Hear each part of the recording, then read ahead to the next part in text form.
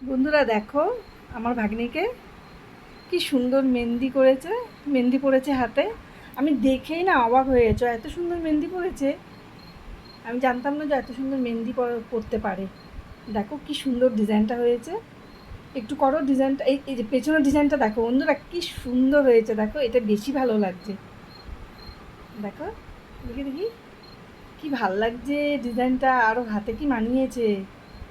দেখো খুব সুন্দর। দেখো একটু করো করো, তুমি একটু ডিজাইনটা করো।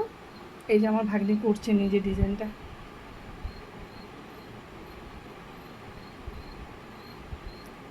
তো বন্ধুরা বললো হ্যাঁ কেমন হয়েছে, তোমাদের কেমন লেগেছে মেহেন্দি পরানোর ডিজাইনটা।